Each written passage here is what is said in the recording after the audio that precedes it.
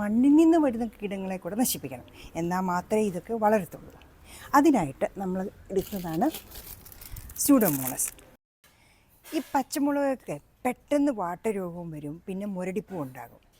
ഈ വാട്ടരോഗം വരുന്നത് മണ്ണിലുള്ള ബാക്ടീരിയ കൊണ്ടാണ്.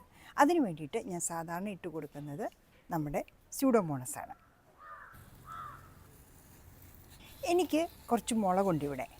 ഈ മുളകൊന്നും തൈകൾ ഞാൻ വാങ്ങിച്ചതല്ല, നമ്മൾ പൊടിപ്പിക്കാനായിട്ട് വാങ്ങുന്ന വത്തൽ മുളകിൻ്റെ അരി പാകിയതാണ്. അങ്ങനെ അത് കുറേ കിളിച്ചു വന്നു. അത് നമ്മളെടുത്ത് മാറ്റി നട്ട് കഴിഞ്ഞപ്പോൾ നമുക്ക് കുറേ മുളക് കിട്ടിയിട്ടുണ്ട്. സ്യൂഡോമോണസ് ഇട്ട് കൊടുക്കുന്നതിന് മുമ്പായിട്ട് നമ്മൾ ഈ മണ്ണൊന്ന് ഇളക്കിയിടുക. ചെടിയുടെ മൂട്ടിലിളക്കരുത്, മാറ്റി. പിന്നെ ഈ ഇലകളൊന്നും ഞാൻ കളയുന്നില്ല. ഇതൊക്കെ ഇവർക്ക് നല്ലൊരു പൊതയായിട്ട് ആക്ട് ചെയ്യും. കാരണം ഇപ്പോൾ ഇത് ചൂട് സീസണല്ലേ.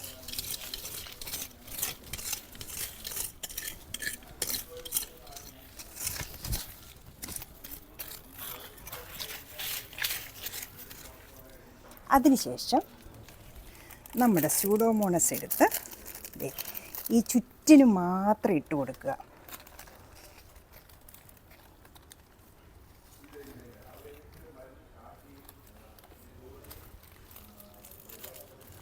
എന്നിട്ട് പതുക്കെ ഇതങ്ങ് മൂടിയേക്കാം.